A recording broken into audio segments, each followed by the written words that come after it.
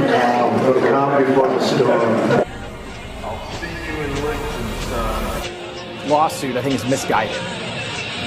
In fact, the United States is the only country on the planet that has suggested that XRP is a security. The idea that XRP is a security, it has traded out there for 8 years.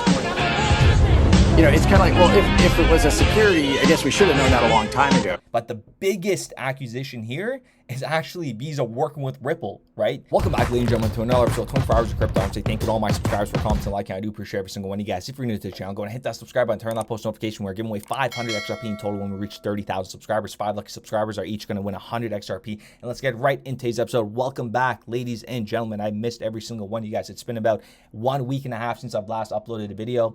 And honestly, there's just been a lot going through my personal life. And also, I'm getting those pendants and everything is going to be getting shipped out early next week. So I'm very excited for that. Nonetheless, shout out to every single individual that purchased a pendant. It's going to be absolutely a stunt show. And a special shout out to my private community on Instagram. Special shout out to you guys as well.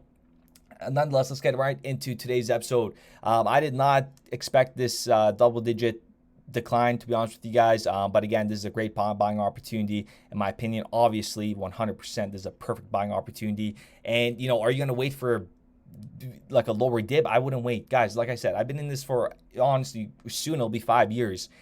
Don't wait until price dips. Just keep buying, and I'm telling you this from experience, right? This is from experience. For closing up to 5 years, it's all pure experience. There is no point of waiting for these things to go lower. Just keep accumulating, and one day you're going to be like, holy crap, I've accumulated this much, and the day will come. Let's get right into today's episode of XRP working with Mastercard directly and indirectly. I've covered some of my previous videos, but I want to shed some more light into this because this is very recent. Ripple retweeted a tweet about from Brooks Atwison. I've covered Brooks in my previous videos. But he was on a panel with the Monetary Authority of Singapore, Temasek, Mastercard, and DBS Bank, talking about digital business and their trends and opportunities in DeFi, blockchain, and crypto. Okay, where am I going with this? Well, this is very, very, very important because to this day, Mastercard has been working with Ripple, okay, and they have been wanting to work with Ripple for a very long time. When we rewind and go to March 11, 2019, I remember when this bidding war was going on. And Visa ended up winning this. This is when they were bidding for Earthport. So Earthport is working with Ripple, and Visa bought Earthport. So Visa is working indirectly with Ripple, while Earthport is directly working with Ripple. And then Visa could leverage Earthport technology, which leverages the RippleNet technology. You guys see where I'm going with this, right?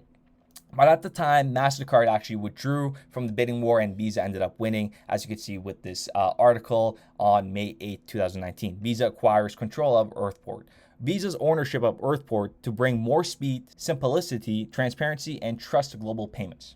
Okay, and nothing in this article is going to say, you know, with Ripple and all that stuff, because they don't need to. It's all PR. It's articles. They don't legally need to tell you guys what Earthport is doing. They're just saying Visa bought Earthport, but the biggest accusation here is actually Visa working with Ripple, right? It's all about the way you market these things. And I want you guys to very understand that and read between the lines. And then let's keep going here. Ripple hires Mastercard Sandy Young as a European managing director. This was just June 30th, 2021, right? Young will be responsible for overseeing strategy, including the expansion of Ripple's network technology, RippleNet. This is beautiful. I mean, big accusations like this have been going on in the Ripple community for a very, very long time. Individuals coming over from the Fed. We got, oh my God, like Rio's is just, it's a whole different chapter in my opinion. That her being on board of Ripple is just absolutely stunning. And then we got Brooks Atwison as well, which is completely crazy. Nonetheless, I'm going to show you guys some documentations with Mastercard actually working with Ripple directly or indirectly, whatever goes both ways. At the end of the day, they're still working together. So this is a paperwork PDF that was put together by KPMG. If you guys do not know what KPMG is, KPMG is an audit firm. It's more like Deloitte as well. So the stuff they say, the articles, the PDFs that they put together, they're good. Like there's meaning behind it. These aren't idiots putting these together. But it states here, Insurance companies are exploring blockchain across multiple areas. And when we go under payments, it says Mastercard. Cross-border B2B bank payments and remittance. Blockchain-based payments and smart tags for predefined events under insurance policy allows for increasingly raised reimbursement experience as well as speed of funds received. Ripple payment blockchain solution, in brackets, it states right here.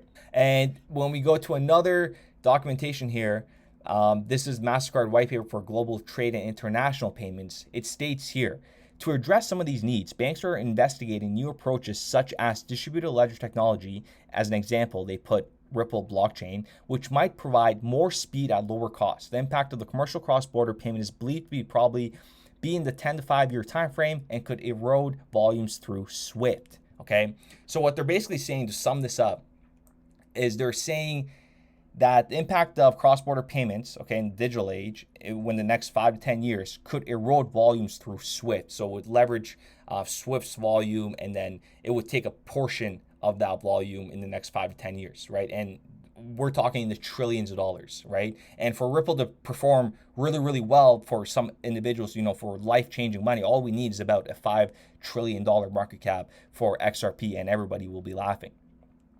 But at the end of the day, always ask yourself this, right? It's like, what if we never spent Ripple, right? Like, what if we just held on to it and we just use it, right? We just use it. Like, they're, instead of spending, we just hold it and we just use it as a day-to-day means of, living. And that changes everything. That changes everything from the perspective, because it could be used as, Ripple could be used for anything. Any digital currency could be used for payment of means, like exchanging value, right? You could send Ethereum, you could send Qtum, you could send EOS to somebody, and you're exchanging value with another individual. But the same could be for Ripple, but it's just going to be on a completely different scale. And one more thing that I want to take away from here is this panel, right? So MAS, Monetary Authority of Singapore, and I want you guys to always keep this in mind. Monetary Authority of Singapore collaborates with Module Foundation to advance financial inclusion. Okay, so this is Monetary Authority of Singapore with the Module Foundation. If you guys did not remember me covering this is very, very important, because if you guys do not know, the Module Foundation, Ripple and the Module Foundation, creating a more financially inclusive future. They have been working on this. This is also could be the level 1 project. This is with the Bill and Melinda Gates Foundation, and a lot of you guys may say, you dislike Bill Gates, Melinda, whatever. Listen, we're all evil individuals at the end of the day, and you disliking Bill Gates, Melinda Foundation, whatever, it's not going to do anything. You could sit there on your couch being upset over what they did, what you heard, okay? And I'm not saying you're right or I'm not saying you're wrong. What I'm saying is, don't waste your time and energy into thinking of somebody else's stuff and how you're not going to be a part of their, in this case, part of Ripple, just because they're working with Melinda and you don't like Melinda or Gates Foundation, what so? You know what I'm trying to say? Don't let that get to you guys, okay? It's all about, at the end of the day, everybody is trying to win. Everyone's trying to make money. Everyone's trying to better themselves. And your number one priority right now is to get yourself out of the gutter, get yourself on whatever you're trying to do. If you're lost in life, you're trying to start something, at the end of the day, when you have money, when you have capital, you can do anything you want, okay?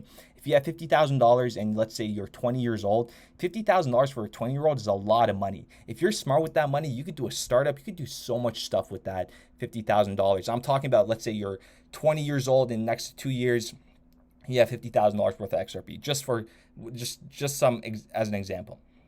But in my opinion, the way this is going to get planned out, this whole Module Foundation, the level 1 project, is they're going to start from these third world countries, in my opinion.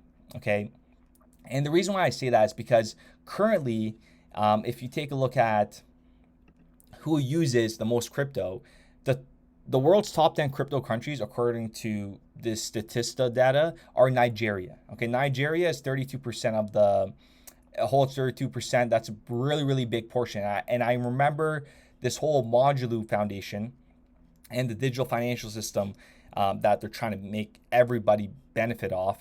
It states right over here somewhere that especially in regions like Sub-Saharan Africa, the Middle East, Latin America, and East and Southeast Asia. Listen, Africa, Ripple's all over that. Latin America, we are all over that. You guys know that. East and South Asia, we're all over that. Southeastern Asia would be, you know, literally this collaboration right here. Monetary Authority of Singapore, Module Foundation. This is the southeast side.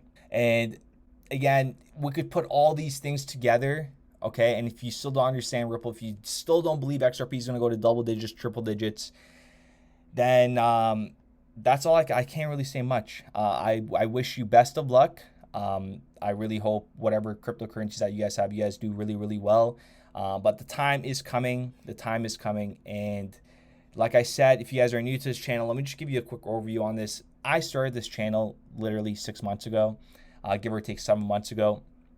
And the only reason why I started this channel and not started it 4 years ago is because there was no way in hell, okay, mentally, emotionally, and physically, that I was going to make videos for 4 years, okay, knowing how humans react to things.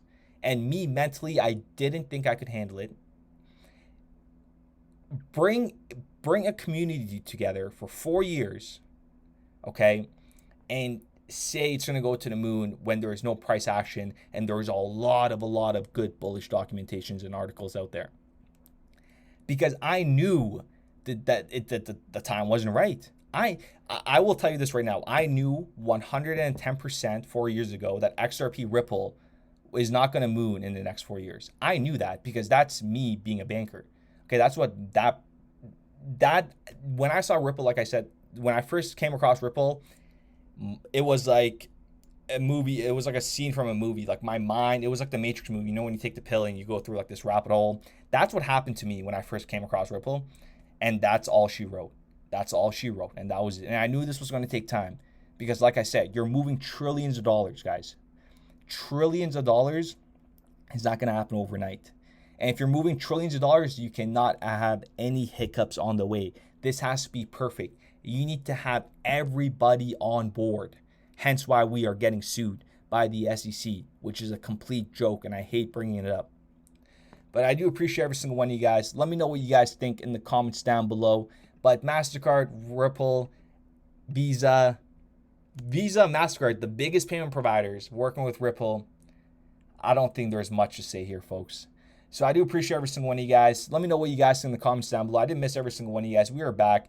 I'm going to be trying to upload every single day until we reach double-digit XRP.